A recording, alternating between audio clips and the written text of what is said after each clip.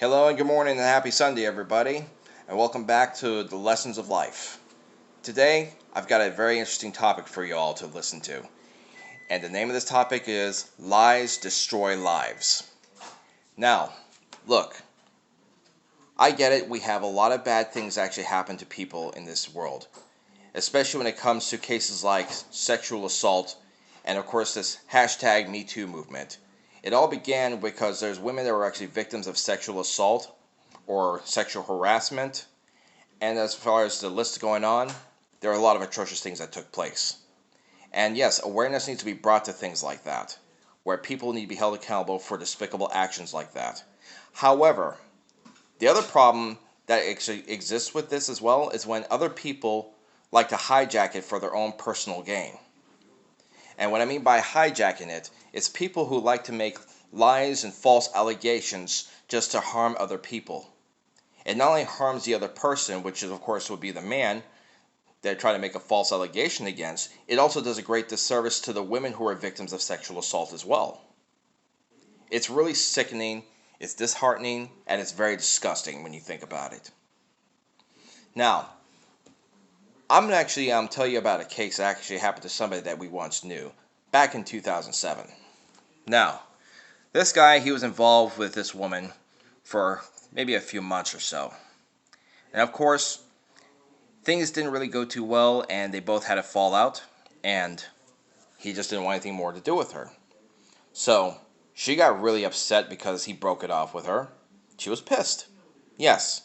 Well, anybody would be upset if somebody actually walked out on them or left them. I get it. But, does it really justify making a false allegation against them that will ruin their life? No, it doesn't justify that.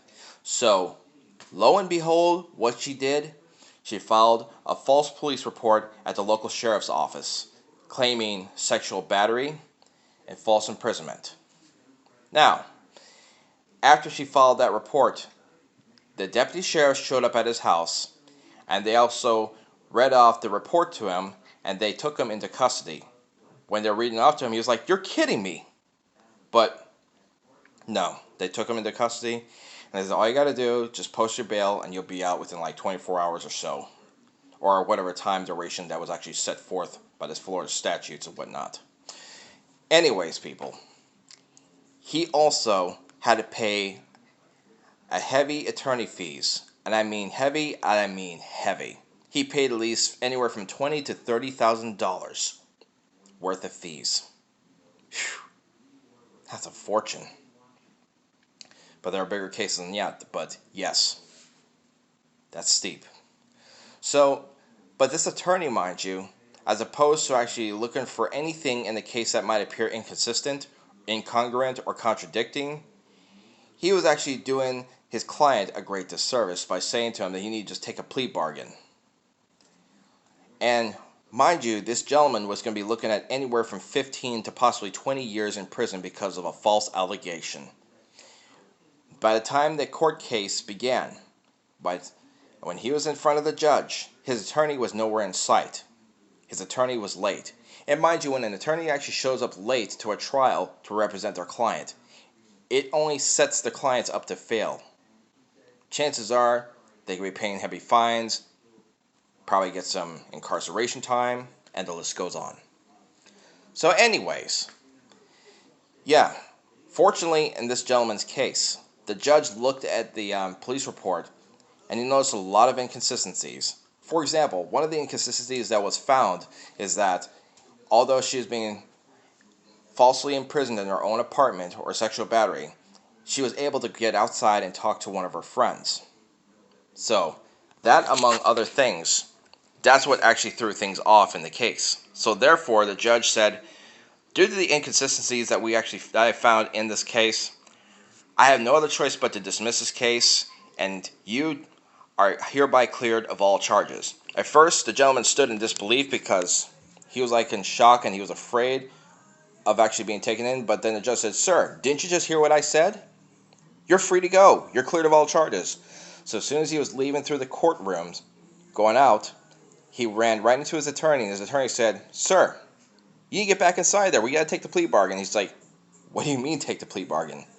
I've got the documents right here that prove that I am innocent and I have been cleared of all charges by the judge. So why don't you go inside and take that plea bargain?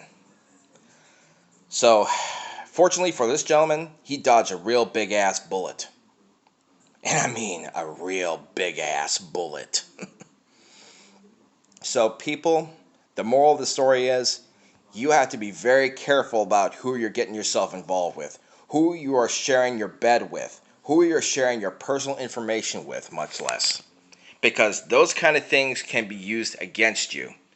If anytime the elements of malice, envy, vindictiveness, all the ugly things that can take place. So, like I said once again, people, be very, very, very careful. And I know there's some people out there that might be thinking that I'm very biased, but that is totally not the case. I'm going by the facts of the case. So please, people, don't go taking anything I say out of context. Because the truth is, facts override feelings, and number two, you never really know until it happens to you.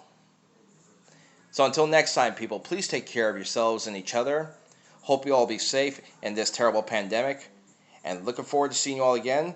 Please feel free to leave comments in the bottom. And peace out.